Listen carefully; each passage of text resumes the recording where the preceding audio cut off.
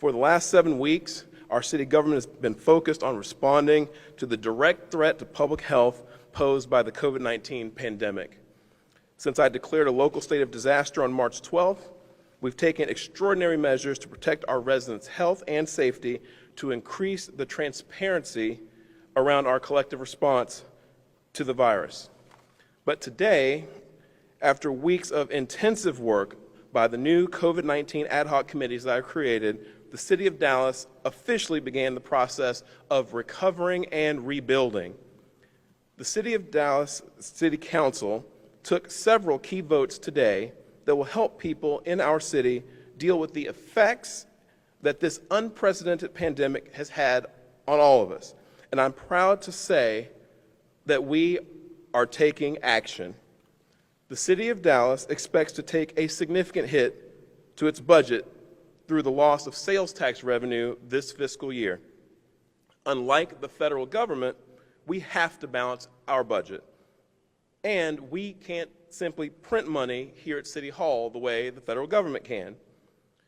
Our budget pays primarily for essential personnel, such as police, firefighters, code compliance officers, parks, and other quality of life services. But we are putting the limited resources that we do have, including federal funding, to work for the residents of Dallas. We created and have now passed a package of relief measures for our residents and businesses that have been affected by the spread of COVID-19. First, we passed a small business continuity program.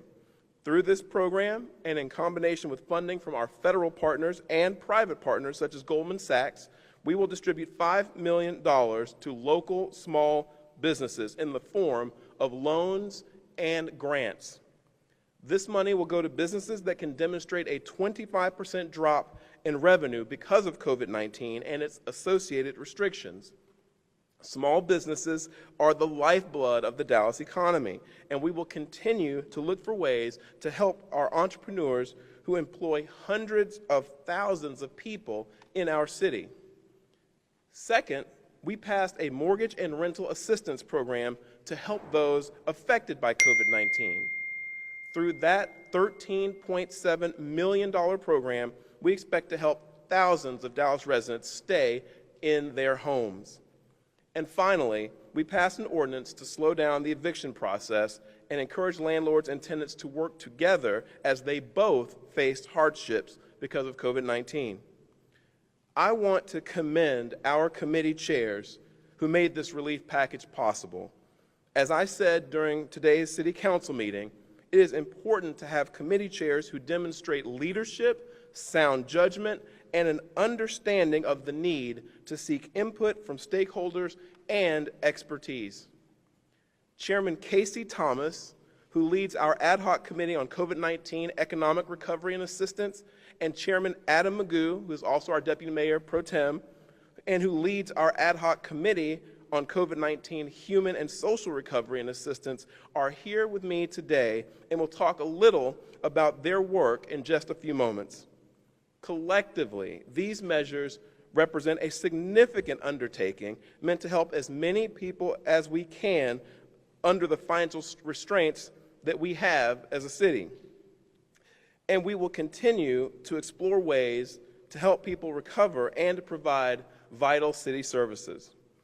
I want to say to our entire city that I understand that times are tough right now. COVID-19 has hit us all very hard. People are seeing pay cuts, furloughs, and even layoffs. Retirement accounts, if you have one, have almost certainly taken a hit. Parents are juggling work and taking care of their kids who aren't in school right now. And people are worried about the health and welfare of their parents. We're all growing weary of seeing our friends through video chats rather than in person. However, this will end. Probably not all at once, and things may not be exactly as they were before, but our lives will go on.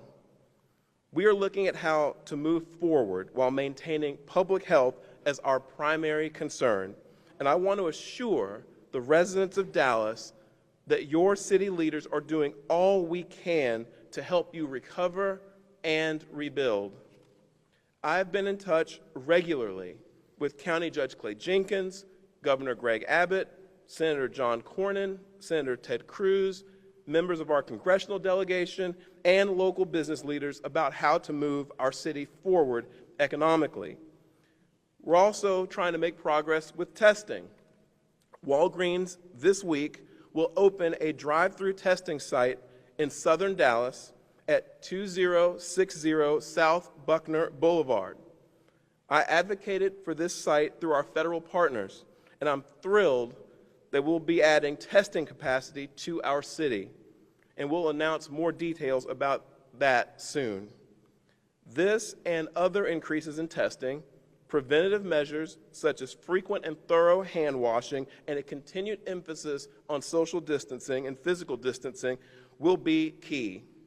We must continue to heed the advice of doctors and analyze the best available data as we make decisions in the days and weeks ahead.